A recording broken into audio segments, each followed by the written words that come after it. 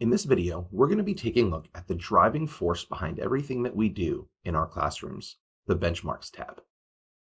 The landing page on our Benchmarks tab will take us to the lowest 5 performing benchmarks for our student. Here we can filter by subject or even down to a specific assessment. What you'll notice here is I do see math, but if I scroll down, I also will see some science benchmarks. But for the sake of our time here, we're just going to take a look at our lowest performing benchmarks for this student in ELA.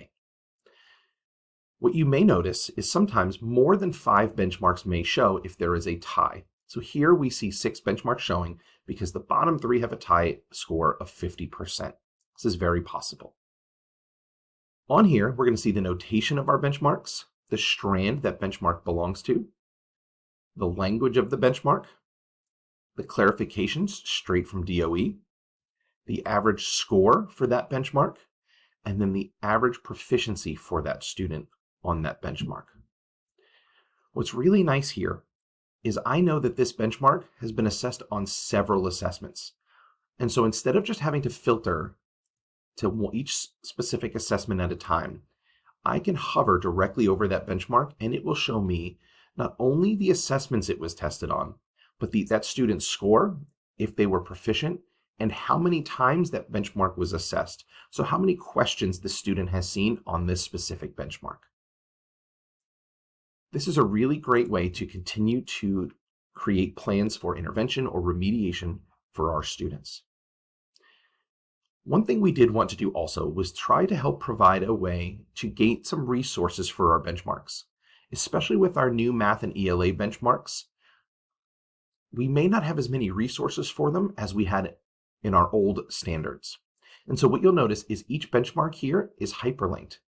And if I click on that benchmark, that will actually take me directly to CPALMS for some resources. You'll notice here I have some student center activities, a few lesson plans, and some student resources. Please know that these resources will vary depending on which benchmark you select. And just like any time we use any other resource that's created, please make sure that you take the time to dive in and vet each resource before using it with our students. While some of the resources on here are fantastic, there are some that may need some work or may not be exactly aligned to what you're looking to do in your class. If you have any questions about if a resource is aligned or any questions about something you may find here on CPALMS, please don't hesitate to reach out to your curriculum contact and they would be more than happy to help. But not only can we view by our lowest performing benchmarks, we can actually look at all of the benchmarks that have been assessed for ELA for this student. This table here will show every benchmark that was assessed and it sorts alphanumerically. If I wanted to sort these benchmarks by the average score, I can just come on over and click on score once and it will sort it highest to lowest.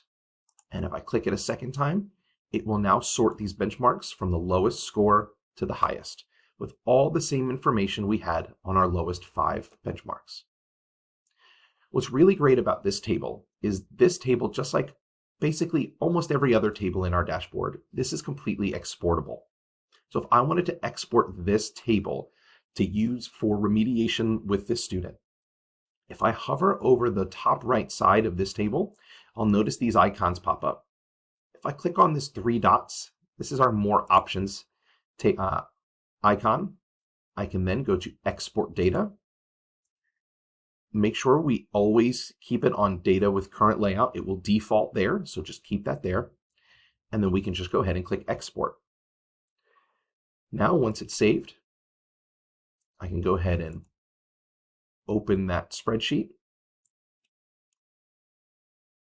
And I'll just delete this little line here. And here we'll notice I have all of that same information from that table here in my spreadsheet that I can use if I wanted to color code or add notes or just keep track of when I've remediated this benchmark with this student.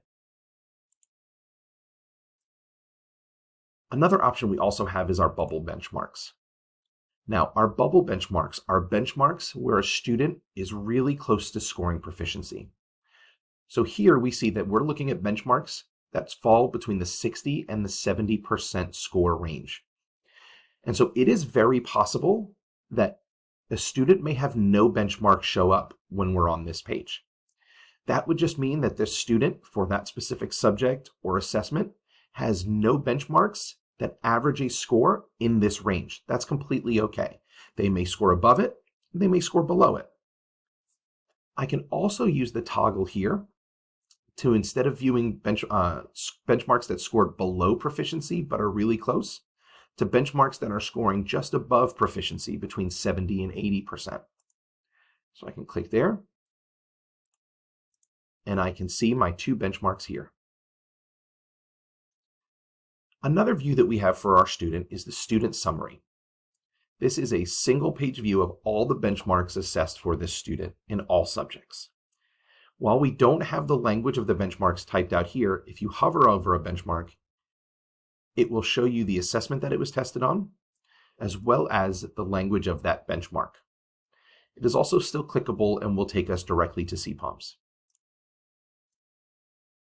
We do have a similar view for a teacher summary, which will just show you the same view, but an average of all of this teacher's students on all of those benchmarks.